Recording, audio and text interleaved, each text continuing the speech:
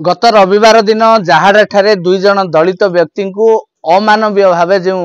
घटना सामना को आसीथिला विशेषकर से माड मारिबा सहित लंडा करी ग्राम सारा बुलाइबा घटना एबे सबुठारु चर्चार विषय पलटिथिबा समय आज आपण देखुथिबे ये दृश्य जो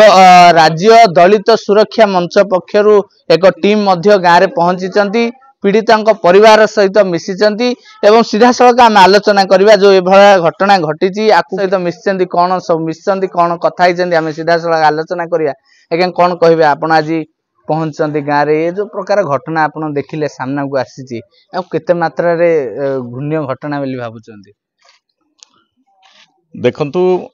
समग्र भारत वर्ष रे अनुसूचित वर्गों ऊपर होउथबा अत्याचार को रोगिबा पई भारत वर्षर सर्वश्रेष्ठ आईन प्रिवेंशन एट्रोसिटी 1999 बलवत्तर रही अनुसूचित जाति जनजाति निर्यातन निवारण आईन गंजाम जिलार ये जो धराकोट ब्लॉक रो ये गाँव में जो अभावनीय कांड घटिला अति अमानवीय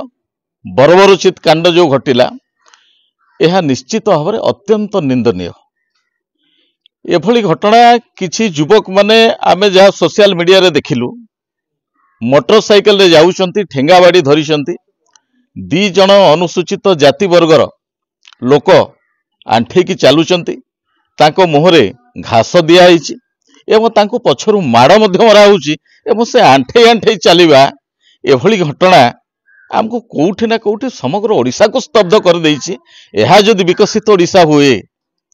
एहा जदि उत्कर्ष ओडिशा उत्कर्षता ओडिशा हुए ताले याठू दुखदायक घटना आम राज्य पे किछि नाही कारण आमे जो फैक्ट फाइंडिंग टीम मुलडिवास यूनाइटेड फोरम तरफरु आज ए समस्त दृश्य आपण मानकु गणमाध्यम प्रतिनिधि मानकु आमे धन्यवाद देबु एभली एक घटना को आपण लोक सम्मुख को आनिचंती अन्याय विरुद्ध रे प्रतिरोध करिसंती एवं आमे तांको परिवार सहित बुझिकी जहाँ जानिलु स्थानीय बासिंदा सेही वर्गर लोक माने जेतेबेले कौनसी जगार एभली अभावनीय कांड घटे बा अनुसूचित जाति जनजाति को ऊपर बर्बरचित आक्रमण हुए सेतेबेले तत्क्षणात स्थानीय जिलार जिलापाल एवं एसपी माने संपृक्त स्थान को गस्त करती एटा आमे कहूनु कंटीजेंसी प्लान ओडिशार जो बही लेखा है बा संभाव्य खसड़ा बना है से अनुसार आसवा कथा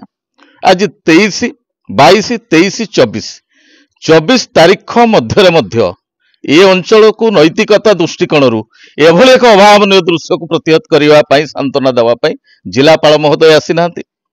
आरक्षी अधीक्षक महोदय आसी ना एवं आज 24 तारीख दिन आम जानिलु केवल यह आखि ठार मारिबा भलिया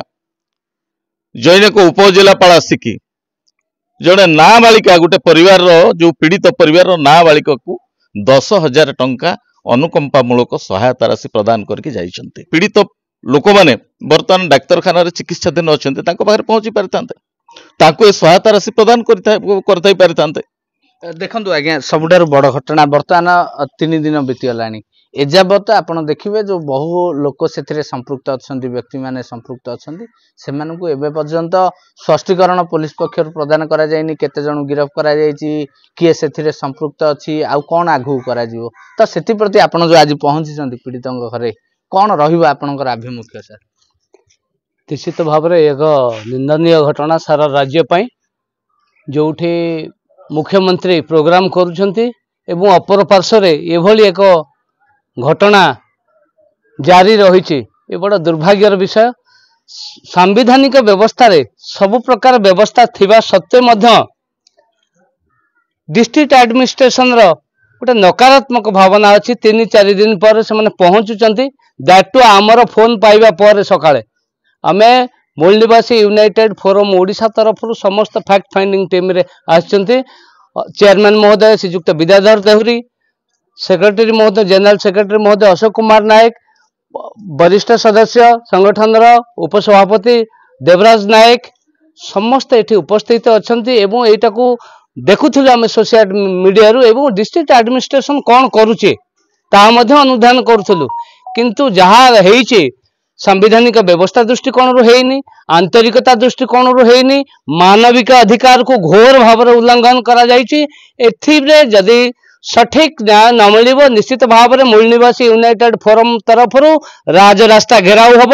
एवं भुवनेश्वर को राजधानी रे